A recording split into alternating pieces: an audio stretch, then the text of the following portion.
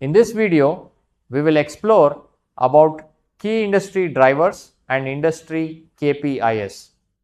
When you are analyzing a business, you need to understand what truly drives it. We call these metrics key performance indicators or KPIs. But here is the catch. You cannot use the same measuring stick for every company. As you can see in the diagram, we have to look at the unit of pricing. For a manufacturing company, this is simply the goods sold. But for a service company, it is the earnings per patron. Then look at the right side. We have the key constraining factors. What stops a business from growing? Is it demand, meaning the market size? Is it supply, meaning their capacity to produce? Or is it regulatory issues like compliance? As the analyst note at the bottom reminds us, KPIs are not universal. A metric like revenue per employee is great for a call center, but irrelevant for a heavy manufacturing plant. Now, let us apply this to the airlines and logistics industry. Think about how they earn money. It is a simple equation shown here. You take the passenger or cargo volume multiplied by the distance they travel. This equals their revenue base. Therefore, the critical metrics you need to watch are the passenger or cargo kilometer and the price they charge per kilometer. However, look at the box on the right. There is a constraint. The capacity held defines the service limit. An airline cannot fly more people than it has seats for. So, the capacity and utilization rate, or how full the plane is, becomes a crucial number to track alongside the price. Let us shift gears to look at automobiles and capital goods. In this sector, the business runs in a cycle. Look at the circle in the center. It often starts with capacity at the top, which is the key internal constraint. You can only sell what you can build. Moving clockwise, the unit of pricing is the quantity of goods. This leads to volume, which is the number of units sold. Finally, we look at realization, which is the average price earned per vehicle. Because the factory is so expensive to run, the critical efficiency metric here is the capacity utilization rate.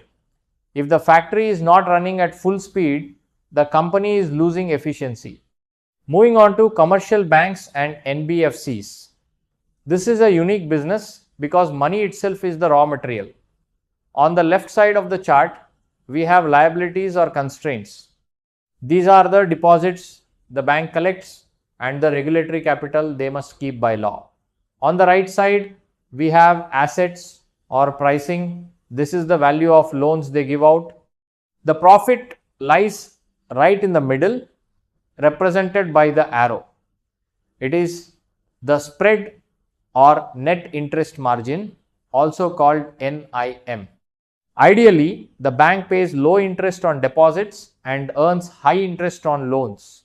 Important metrics to track here include the NPA ratio, which checks if loans are going bad, and the CASA ratio, which measures low cost deposits. Next, we have consumer goods. We divide this industry into two distinct categories. On the left, we have consumer staples. These are things you buy every day, like food or soap. Here, the game is all about volume and its growth and the average price and its growth. On the right, we have consumer durables like washing machines or televisions. The metrics are similar, but look at the red box below. Capacity and utilization rate become critical here, especially during high growth periods. If demand spikes and you cannot manufacture enough machines, you miss out on sales. In both cases, the unit of pricing is the quantity of goods sold. Let us look at the IT services and BPO sector. This is primarily a people business. The flow starts on the left with workforce availability. Some employees are working on projects while others are on the bench strength, which is spare capacity. Moving to the center, we have the assigned headcount. The pricing is often based on full-time equivalents or FTEs. This leads to the final box, billable revenue. The critical metrics here are the average revenue per employee and the attrition rate. If too many people leave, it disrupts the business. We also look for the number of million-dollar customers to ensure the client base is strong and stable. Now, consider the media industry. Think of this as a business of selling attention. The three pillars here are print, TV or radio, and online. The goal is ad realization per unit. But look at the constraint box on the left. There is limited inventory. A newspaper has fixed space and a radio station has fixed airtime. To grow, they must grow the audience. For print, we sell space in paper.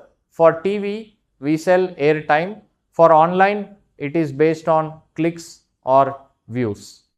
Consequently, the critical metrics are readership or TRPs and the content acquisition cost. If they spend too much buying content, they might not make a profit on the ads. Next is retail. This is fundamentally a trading business. As the note says, the unit of pricing is less relevant than location because the product mix changes constantly. Instead, look at the two blue boxes. These are the growth engines. The first is store network expansion, which means the number of stores in healthy localities. The second box is often more important. It is same store sales growth or SSG. This measures growth from existing assets versus new openings. It tells you if the store itself is becoming more popular. Because this is a trading business, success depends heavily on expanding the network while keeping existing stores profitable. Then we have the telecommunication and internet service providers. The diagram here is a funnel. The big blue opening represents the total population. This is the market size constraint because you cannot have more subscribers than there are people. From this pool, companies fight for subscriber acquisition to build market share. The red end of the funnel is retention or preventing the churn rate. The key metric that connects everything is the arrow at the top, ARPU or average revenue per user. As the industry has evolved from pay-per-use to fixed monthly rentals, keeping the subscriber base loyal and increasing that average revenue has become the main goal. We cannot analyze an industry without understanding the rules of the game. We call this the regulatory environment. Visualize it as a ripple effect as shown in the circles. When a policy change happens in the dark blue center, it pushes outwards. It first affects infrastructure and vendors, then it impacts business viability, and finally it dictates operational compliance. For example, look at the impact list on the right. Environmental policies can force mine closures. FDI rules can dictate sourcing from Indian vendors. Even the Companies Act can change the entire landscape of doing business. You must pay close attention to these regulatory ripples. Now we move to taxation. Think of tax as a balancing scale. On the left side, the government uses tax for revenue generation to meet its expenses. But on the right side, look at behavior modification. Governments use tax to encourage or discourage certain businesses. For example, a fat tax on junk food discourages consumption, while low GST slabs on essentials encourage it. Broadly, we divide these into direct taxes, which fall directly on the person or company, and indirect taxes, which are collected by sellers but paid by consumers. Let's drill down into direct taxes. Here, the incidence and liability are on the same person. If a company earns the profit, it must pay the tax. Look at the corporate tax liability pyramid. At the base, we have the income tax, which is typically 30% standard or 25% reduced. Sitting on top of that is the surcharge, which is 12% or 7% based on income levels. And right at the peak is the cess, which is 4% for health and education. We also have a special box on the right for MAT or minimum alternate tax.